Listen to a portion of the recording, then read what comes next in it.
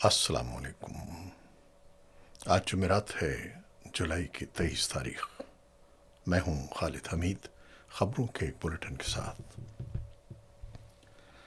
America ने Iran में मुख्तलिफ अहदाफ पर मुसलसल 12वीं रात भी फ़ज़ाई कार्रवाइयाँ जारी रखीं।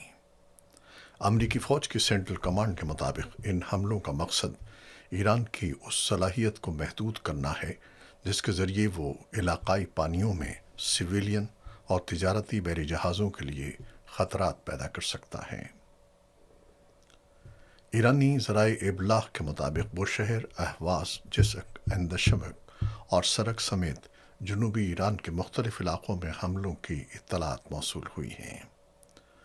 उधर ईरान के सूबे खुज़िस्तान के नायब गवर्नर वली उल्लाह हयाती के मुताबिक ईरान इराक़ सरहद पर वाक़े शेलमचा बॉर्डर क्रॉसिंग के करीब एक मिसाइल हमले में 2 अफराद जाँ बहक जबकि 11 ज़ख्मी हो गए। हुक्काम का कहना है कि हमले के बावजूद शेलमचा सरहद पर ज़ायरीन की आमद-ओ-रफ़्त मामूल के मुताबिक जारी है। दूसरी जानिब अमरीकी मीडिया रिपोर्ट्स में दावा किया गया है कि अमरीका ने ईरान में अहदाफ को निशाना बनाने के लिए पहली मरतबा हालिया कशीदगी के दौरान तवील फासले तक मार करने वाले B-1 स्ट्रेटेजिक बमबार तैयारे इस्तेमाल किए।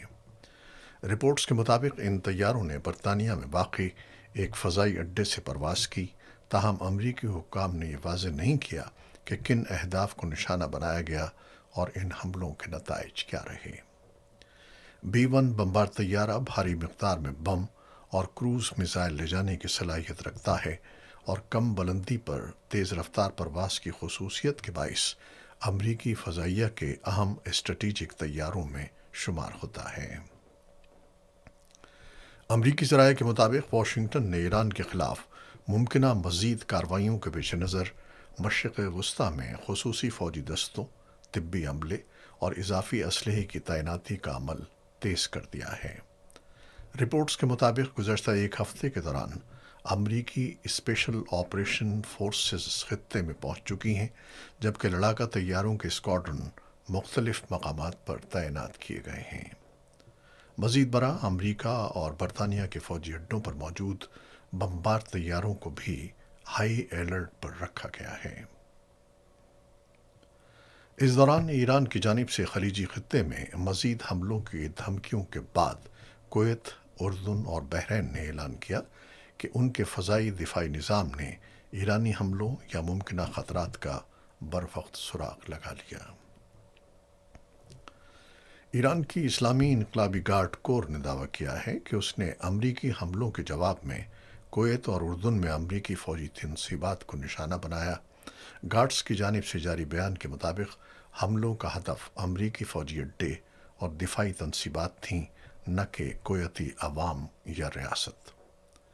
IRGC के मुताबिक कुवैत के आल सालिम एयरबेस पर मौजूद असलहा गोदाम, पैट्रियट मिसाइल दिफाई निज़ाम और MQ-9 ड्रोन्स के हैंगर को निशाना बनाया गया, जबकि अलादीरी कैंप में अमरीकी अफवाज की रिहायशी तंसीबात, हेलीकॉप्टर हैंगर्स और एक मवासलाती टावर पर भी हमले किए गए। बयान में मुतादिद अमरीकी एहलकारों के हलाक व ज़ख्मी होने और फ़ौजी साजो सामान को नुकसान पहुँचने का दावा भी किया गया है।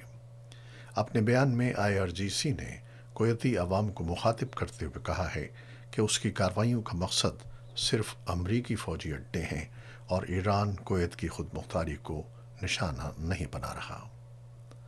ईरानी सरकारी मीडिया के मुताबिक पासदारान इनकलाब ने उर्दून में भी अमरीकी फ़ौजी असासों को निशाना बनाने का दावा किया है। बयान में कहा गया है कि हमले में थार्ड और पैट्रियट दिफाई निज़ाम, सी रैम रडार और एक हेलीकॉप्टर हैंगर को हदफ बनाया गया। दूसरी जानिब उर्दून की सरकारी पैट्रन न्यूज़ एजेंसी ने फ़ौज के हवाले से बताया कि गुज़श्ता 24 घंटों के दौरान 4 ईरानी मिसाइल और 6 ड्रोन्स मार गिराए गए। इसी दौरान बहरीन में भी फ़ज़ाई ख़तरे के पेश नज़र सायरन बजाए जाने की इत्तलात सामने आई हैं। उधर ईरान ने आबनाए हॉर्मुज़ से मुताल्लिक़ भी अहम दावा किया है। پاسداران انقلاب کے مطابق عمان کے ساحل کے قریب جنوبی راستے سے گزرنے کی کوشش کرنے والے ایک آئل ٹینکر میں دھماکے کے بعد آگ بھڑک اٹھی، جبکہ 2 دیگر بحری جہاز واپس مڑ گئے۔ ایرانی حکام کا دعویٰ ہے کہ یہ جہاز امریکی ہدایات پر حرکت کر رہے تھے اور ان کا مقصد بارودی سرنگوں والے راستے سے گزرنا تھا۔ IRGC نے مزید کہا کہ آبنائے ہرمز اس کے کنٹرول میں ہے اور جب تک خطے میں امریکی فوجی کارروائیاں جاری رہیں گی، یہ اہم آبی گزرگاہ بند رہے گی۔ امریکی انٹیلیجنس ادارے خلیجی خطے میں CIA کی بعض تنصیبات پر ہونے والے ایرانی ڈرون حملوں کے تناظر میں روس کے ممکنہ کردار کا جائزہ لے رہے ہیں۔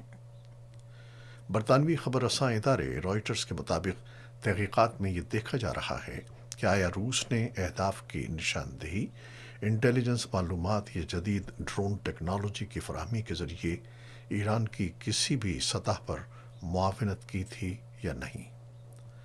رائٹرز سے گفتگو کرنے والے امریکی انٹیلیجنس سے واقف 4 ذرائع نے نام ظاہر نہ کرنے کی شرط پر بتایا کہ تحقیقات ابھی جاری ہیں اور امریکی حکام روس کے ممکنہ کردار کے حوالے سے کسی حتمی نتیجے پر نہیں پہنچے ہیں۔ تاہم حملوں کی درستگی اور مؤثریت کے ساتھ ساتھ ایران اور روس کے درمیان تکنیکی تعاون کو تحقیقات کے اہم نکات میں شامل کیا گیا ہے۔ رپورٹ کے مطابق ماضی میں بھی رائٹرز اور دیگر بین الاقوامی میڈیا اداروں نے امریکی حکام کے حوالے سے خبر دی تھی کہ روس نے خطے میں امریکی اہداف پر ایرانی کارروائیوں کے سلسلے میں معلومات اور دیگر معاونت فراہم کی تھی۔ تاہم CIA کی تنصیبات پر حملوں سے متعلق جاری تحقیقات کی تفصیلات پہلی مرتبہ سامنے آئی ہیں۔ ذرائع کے مطابق مارچ میں کم از کم 2 CIA تنصیبات کو نشانہ بنایا گیا، جن میں سعودی عرب کے دارالحکومت ریاض میں امریکی سفارت خانے کے اندر قائم CIA اسٹیشن اور مشرقی عراق میں واقع ایک تنصیب شامل ہیں۔ بعض ذرائع کا کہنا ہے کہ دیگر تنصیبات بھی حملوں کی زد میں آئیں، تاہم ان کے بارے میں مزید تفصیلات جاری نہیں کی گئیں۔ امریکی حکام کی جانب سے تاحال روس کے ممکنہ کردار کے بارے میں کوئی باضابطہ یا حتمی موقف سامنے نہیں آیا ہے، جبکہ روس اور ایران نے بھی اس حوالے سے عوامی سطح پر کوئی تبصرہ نہیں کیا۔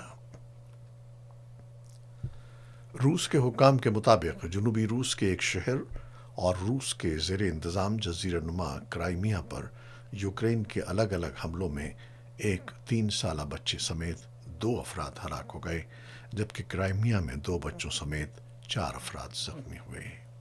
یوکرین کی جانب سے ان دعووں پر فوری طور پر کوئی رد عمل سامنے نہیں آیا ہے۔ اور پاکستان سے خبر،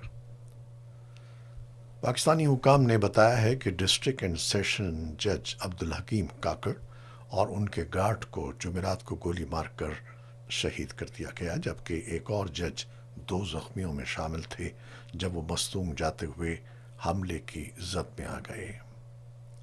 جج کاکڑ اور ایڈیشنل سیشن جج طارق لاشاری کوئٹہ سے مصدوم جا رہے تھے کہ نامعلوم مسلح افراد نے گاڑیوں پر حملہ کر دیا۔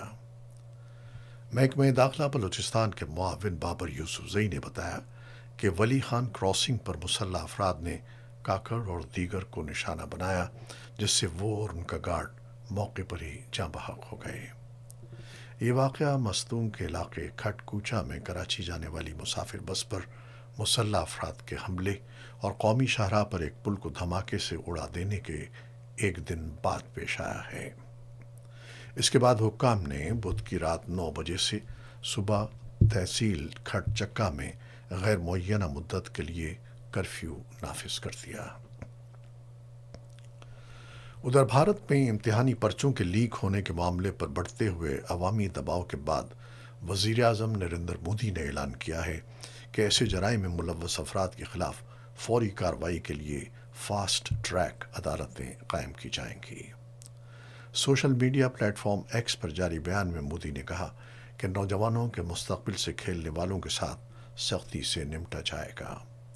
تاہم احتجاج کرنے والے نوجوانوں کی تنظیم کاکروچ جنتا پارٹی نے اس اعلان کو ناکافی قرار دیتے ہوئے وزیر تعلیم دھرمیندر پردھان کے استعفے تک एहतजाज जारी रखने का ऐलान किया है।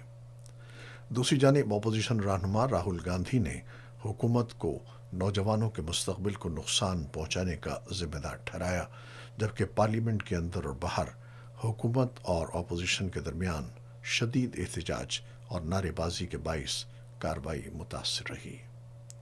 दिल्ली में जंतर मंतर पर होने वाले एहतजाज में मकामी मीडिया के मुताबिक 10,000 से ज़ायद अफराद शरीक हुए।